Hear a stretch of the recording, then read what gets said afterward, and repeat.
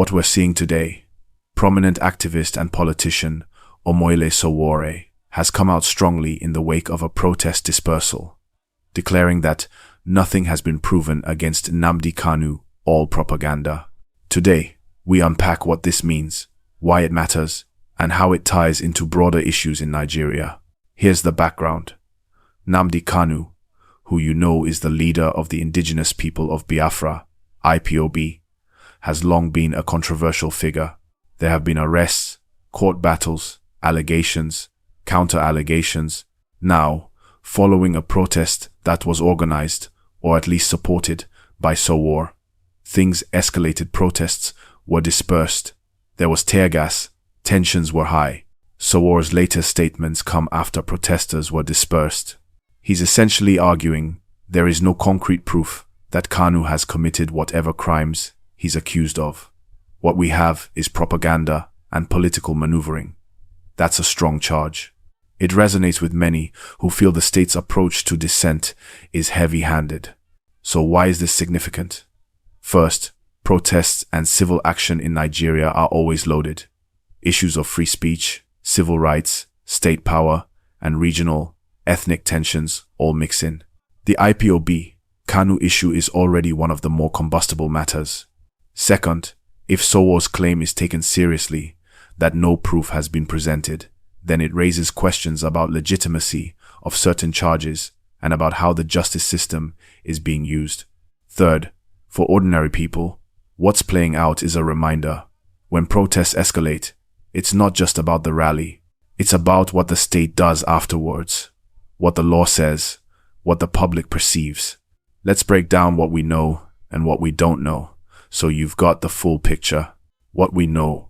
There was a protest in support of Nnamdi Kanu, or at least linked to his case, that got dispersed by security forces.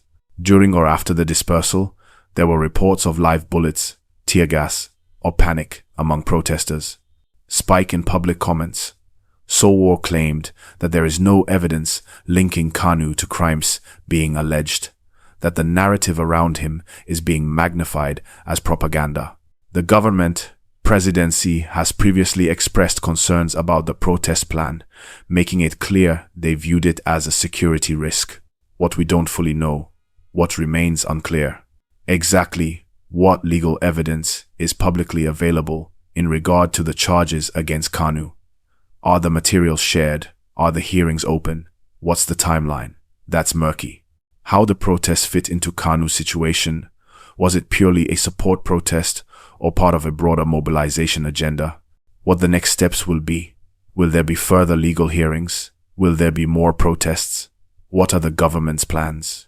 How the public in Kanu's base, or in general in Nigeria, will react in the coming days. Given all that, here are some points for you, our viewers, to reflect on. Rule of law versus political theater. If indeed no proof has been presented, then the justice system might be being used for political ends.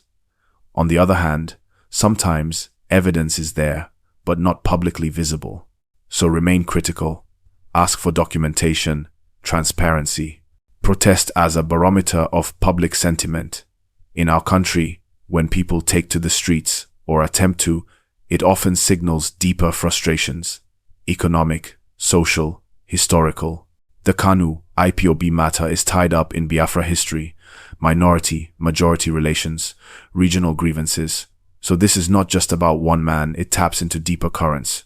Security response and press freedom. The fact that the protest was dispersed with reports of live bullets and tear gas raises concerns about how security forces engage with peaceful or semi-peaceful protest. Are the rights of protesters being respected? Are media on the ground safe? This matters for democracy. Media, narrative, and propaganda. Sowore's claim of all propaganda invites us to ask, who controls the narrative? What are we being told? By mainstream media, social media, by activists? How much is verification happening? Are there opposing narratives? Are we seeing both sides?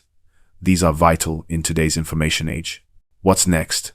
For you watching, keep an eye on reports of court appearances for Kanu, any official government statements about protest responses, any further mobilizations by IPOB or allied groups. Also watch how the major politicians comment. This might escalate or de-escalate based on how the state chooses to respond. Now, let's connect this to a broader related issue: citizen advocacy and leadership. Sowore, as many of you know, has been an activist and political figure for years. He founded the news outlet Sahara Reporters, went into politics, has faced his own trials. His involvement here is significant.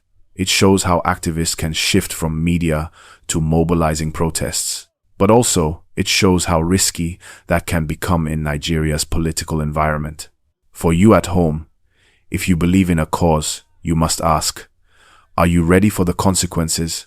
Do you know your rights if you join protests? Do you trust who is mobilizing you? Are you aware of potential state responses? Because today it's Kanu, tomorrow it might be someone else. Democracy is not just voting, it's also holding power to account, and power doesn't like being held. So what would I tell you to keep your eye on this week? Watch for the next court date for Kanu and whether any new evidence is presented. Monitor social media for footage of the protest, dispersal. Do you see injuries, weapons? How is the press behaving? Note the government's narrative. Will they publish video proof? Will they engage with protesters' rights? Pay attention to public opinion. Just because a protest was dispersed doesn't mean sentiment disappears. It may simmer or new forms may emerge. Consider the personal risk. If you participate, record your presence, stay peaceful, avoid violence, and know your rights under Nigerian law. Let me wrap the gist. At its core, this story is about justice, narrative, power, and voice.